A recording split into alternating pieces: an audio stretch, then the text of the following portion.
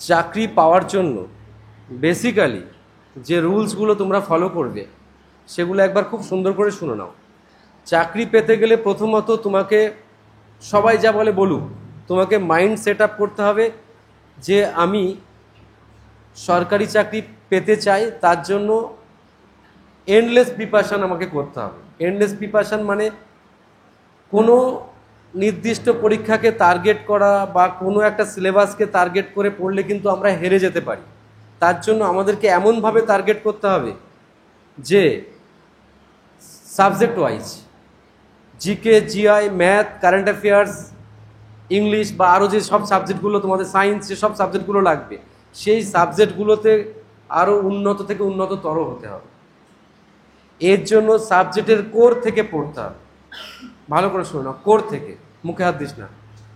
Core মানে কোনো subject না বুঝে পারফর্ম করা যাবে না। দিনকাল যা এসেছে, এখন প্রত্যেকটা সাবজেক্ট ভেতর থেকে পড়ে বুঝতে হবে, তারপরে তুমি পিওয়াইকিউ করো মানে প্রিভিয়াস ইয়ার করো বা যা করো তারপরে করবে। আগে নিজেকে উন্নত হতে হবে সাবজেক্ট ওয়াইজ। চাকরির কথা মাথা থেকে চিন্তা করা যাবে না, কারণ দেশে এখন বেকারত্ব সমস্যা অত্যন্ত বেশি, যার ফলে কম্পিটিশান লেভেলটা অনেক আপে আছে। এই মুহূর্তে দাঁড়িয়ে তুমি যদি ফাঁকিবাজি করে শর্টকাটে চাকরি পেতে চাও তাহলে তুমি চাকরি পাবে না, কারণ কেউ না কেউ খুব ডেপলি সেই জিনিসগুলো পড়ে ফেলছে।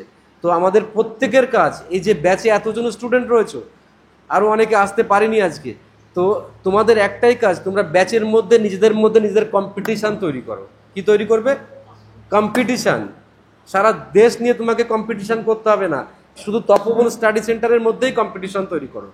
এই তপবন স্টাডি সেন্টারের মধ্যে যদি কম্পিটিশান তৈরি করতে পারো, নিজের মধ্যে একটা গতিশক্তির স্ফুরণ ঘটবে, সেই শক্তিটা তোমার ওই পরীক্ষাগুলোতে কাজে লাগবে। এবার এখানে একটা কথা বলে রাখি, তোমাকে যে আমি চাকরির কথা শুনতে বারণ করেছি তা নয়। চাকরির পরীক্ষা তুমি দাও, কিন্তু আমি এই পরীক্ষাতেই চান্স পাবো ওরকম আশা করে যাবে না। কেননা তোমার মতো আশা তো লাখো লোক করছে, তো লাখো লোক একটা জিনিস করছে না, প্রচুর পড়াশুনোর চিন্তা হয়তো অনেকে করছে না। তাই তুমি প্রথম যে কাজটা করবে, প্রচুর পড়াশুনো করে অন্যকে লিলিপুট বানিয়ে দেবে। অন্যকে তো থামানো যাবে না, ভাই তুই পরীক্ষা দিতে যাস না, তুই যাস না, তোকে পড়ছিস কেন, বন্ধ করতে পারবে? তুমি যদি নিজে উন্নত হও তাহলে অন্যরা তোমার কাছে চাপা পড়ে যাবে। তুমি একটা জিনিস ভাববে, আজকে তুমি যদি না পড়ো অন্য কেউ কিন্তু পড়ে ফেলছে। আজকে তুমি যদি একটা মুভি দেখো অন্য কেউ হয়তো দেখছে না। আজকে তুমি যদি ঘুরে বেড়াও অন্য কেউ হয়তো ঘরের কোণে বসে পড়ছে। তাহলে চাকরিটা সেই পাবে, কিন্তু চাকরিটা তুমি পাবে না। তাই প্রত্যেককে এটা আমি জানিয়ে দিতে চাই যে চাকরি পাওয়ার জন্য এই সৃষ্টিশীল মানসিকতা তোমাদের প্রথম দিন থেকে গড়ে তুলতে হবে। সেকেন্ডলি আমি আসবো, এই তপবন স্টাডি সেন্টারে তোমরা যখন অফলাইন ব্যাচে এসেছো, রোজকার পড়া রোজ করে আসবে, রোজকার পড়া রোজ করে আসবে, একদিনও পড়া না করে আসবে না। পড়া না করে আসলে অনেক রকম অসুবিধা হবে, আর পড়া করতে অনেক কষ্ট হবে। তুমি আমায় প্রশ্ন করতেই পারো, স্যার কতক্ষণ পড়বো? আমি বলবো পড়াশুনোর কোনো টাইম আমি দেব না। আমাদের দিন রাত মিলে 24 ঘন্টা, তো 24 ঘন্টার থেকে যদি বেশি সময় পেতে তাও আমি বলতাম তার থেকে বেশি করে পড়ো। কিন্তু তুমি যদি ভাবো যে আমি 2 ঘন্টা 4 ঘন্টা ঘন্টা মেপে পড়বো, ওরকম হলে চাকরি হবে না। হ্যাঁ, তুমি যদি চাকরি করো কোথাও, তাহলে তুমি যতটা টাইম পাবে তত টাইম সেরাটুকু দাও, কোনো অসুবিধা নেই। কিন্তু তুমি যদি বেকার অবস্থায় বাড়িতে বসে পড়ো, আমি বলবো নন স্টপ পড়াশুনো তুমি করো, কোনো ফাঁকিবাজি তার মধ্যে রেখো না, যতক্ষণ পারবে। এবং আমি একটা ইয়ার্কি করে বলি যে তুমি যদি মনে করো বাথরুমে যাবে, বাথরুমে যাওয়ার সময় যদি কেউ বাথরুমে ব্লক করে আছে, তুমি একটু দেরি হচ্ছে, সেই টাইমটাও তুমি 2টো লাইন পড়ে নাও। এটার মধ্যে তোমার একটা সীমাহীন পড়ার গতি প্রকৃতি হবে, যা নিয়ে তোমার মধ্যে একটা পড়া খেলা তৈরি হবে তোমার মধ্যে, যে না আমি এটাই আমার ভাল লাগছে। না হলে তুমি ভেবে দেখো তো যে আমরা যা পড়াবো সেগুলো তো সাদা পেজে কালো কালিতে লেখা থাকবে, সিনেমার গল্প থাকবে না, অন্য কিছু থাকবে না, কিন্তু সেই জিনিসটা যে আমরা মন ভরে পড়বো, পড়তে ভাল লাগবে না, চোখ দিয়ে জল পড়বে পড়তে পড়তে। আর কারণ ডাইরেক্ট কোনো সরকারি চাকরি পাওয়ার ফিডব্যাক নেই যে আমি 2 মাস পড়লাম 3 মাসে চাকরি জয়েন করব, হয় না। একটা দিন মজুরি যে করে, যে কোথাও কাজ করে, একটা দিন কাজ করলে 500 টাকা 700 টাকা তাকে সঙ্গে সঙ্গে হাতে দিয়ে দেয়, একটা এনার্জি পায়। কিন্তু এই লাইনে কোনো এনার্জি নেই, কিন্তু আছে বলো? সম্পূর্ণ শূন্যের দিকে তাকিয়ে গিয়ে প্রিপারেশন করতে হয়। তাই এই সরকারি চাকরির প্রিপারেশনের দম লাগে বাবু, দম। যাদের মধ্যে দম নেই তারা ফিরে যাবে, প্যাভিলনে ফিরে যাবে। যারা দম থাকবে তারাই টিকে থাকবে লাইনে। দেশে অনেক কাজ আছে, সেই কাজ করে খাবে, কিন্তু সরকারি চাকরি পাবার চিন্তা ভাবনা যার মধ্যে জন্ম নিয়েছে একবার, সে কিন্তু সেরাটুকু না দিলে সে হারবেই। তাহলে 2 নম্বর কথা আমি বললাম। নাম্বার 3 যে কথাটা তোমাদেরকে আমি বলতে চাই সেটা হচ্ছে রেগুলার কাজ। তো বলে দিচ্ছি, তুমি যাতায়াতের পথে, কেউ ট্রেনে যাবে, কেউ বাসে যাবে, কেউ বাইকে যাবে, কেউ সাইকেলে যাবে, যাবে তো। যখন তুমি গাড়ি চালাবে না, বসে যাচ্ছ কোথাও বা দাঁড়িয়ে যাচ্ছ, তখন তুমি নোটসপত্র পড়তে থাকো, টাইমটাকে ডিস্ট্রয় করো না। আমি বলছি কি, এই যাত্রাপথে পড়লে যে তোমার বিরাট উপকার হয়ে যাবে তা কিন্তু নয়। ওইটুকু তোমার মনের মধ্যে একটা খেলা তৈরি হবে যে না, আমি সময় নষ্ট করতে চাইবো না, এখন যা ঘটে যাক না কোনো পৃথিবীতে, আমি আমার কাজটা সাধ্য মতো সেরাটুকু দেবো। আমি বলছি না যে তুমি ওর মতো পড়ো, তুমি ওর মতো পড়ো, না, প্রত্যেকে নিজের নিজের মতো করে পড়ো, দেখো তোমার উপকার হয় কিনা। এতকাল ধরে তোমরা পড়োনি আমি তা বলছি না, তোমাদের ট্র্যাক ছিল না। ট্র্যাক মানে বোঝো তো, ট্রেন লাইন থেকে যখন মানে ট্রেন নেমে যদি যায়, তাহলে সেই ট্রেন কি আবার উঠতে পারে কখনো? তাই ট্র্যাকটাই হচ্ছে আসল যাত্রাপথ, সেটাই ঠিক। যদি ট্র্যাক ঠিক থাকলে কোনো চালকও লাগে না, গাড়ি এমনিই চলতে থাকে। দুবাইতে মেট্রো চলে, কোনো চালক থাকে? থাকে না, তার সব কিছু ঠিক করা আছে, গাড়ি এমনি চলতে থাকলো। আর যদি ট্র্যাকই না ঠিক থাকে, তাহলে দুবাইয়ের মেট্রো আর কলকাতার মেট্রো কোনো ডিফারেন্সই হবে না, দুটোই পড়ে যাবে। যাবে তো?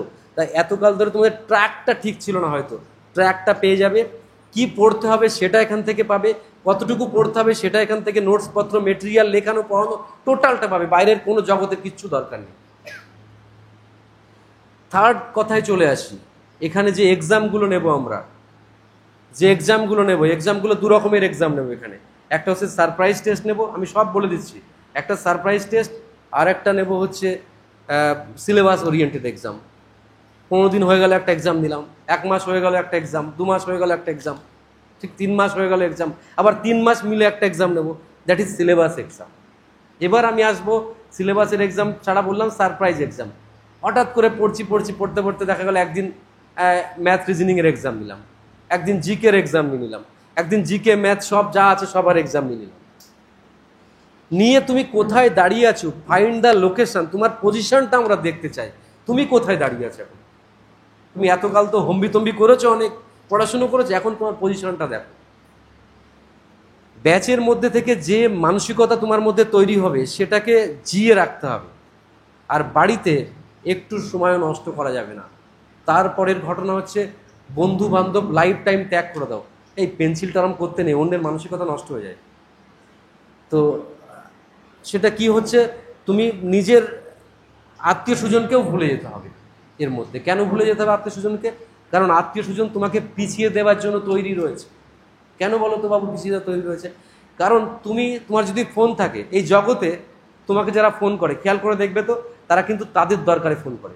হয় তোমাকে তার কোনো খোঁজ খবর, ভালো খবরের জন্য ফোন করে, আর না হলে তুমি কোনো খারাপ অবস্থায় আছো, তোমার ওই মজাটাকে নেওয়ার জন্য ফোন করে, আর না হলে অন্য কেউ কিছু পেয়েছে তার জন্য ফোন করে।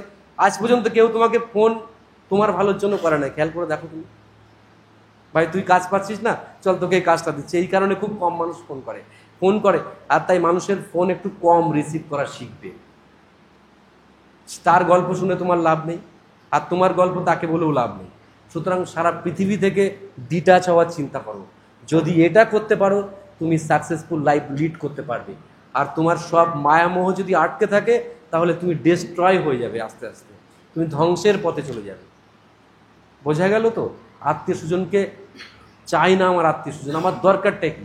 এখান থেকে আমি ফুল সাপোর্ট পেয়ে যাবো, কবে কোন ফর্ম বেরোবে এখান থেকেই পাবো, আমি এখান থেকে গ্রুপ থেকে পাবো, আমরা স্টিকারে সাটিয়ে দেবো এখানে, কবে কোন ফর্ম ফিল আপ চলছে, কবে কোন এক্সাম হবে, কবে কোন পরীক্ষার সিলেবাস কি, টোটালটা যখন এখান থেকে দেবো, আমার জগতে আর কি দরকার আছে বলো? আছে কিছু দরকার? বন্ধুত্ব করতে গেলে তো টাইম ডিস্ট্রয় হবে, হবে কি হবে না? তো এইগুলো মাথায় রাখো। বেসিক কটা পয়েন্ট করে দিলাম, এরপরে আমি খাতাপত্র কি লাগবে না লাগবে, কিভাবে আমরা পার্টিকুলার সাবজেক্ট ওয়াইজ নিজেকে পারফর্ম করবো, সেগুলো আমি তোমাদের সঙ্গে ডিসকাস করবো। বোঝা গেল? আমার কথাগুলো মনে থাকবে তো? লিখতে হবে না, চিরকাল মনে গেঁথেই যাবে কথাগুলো।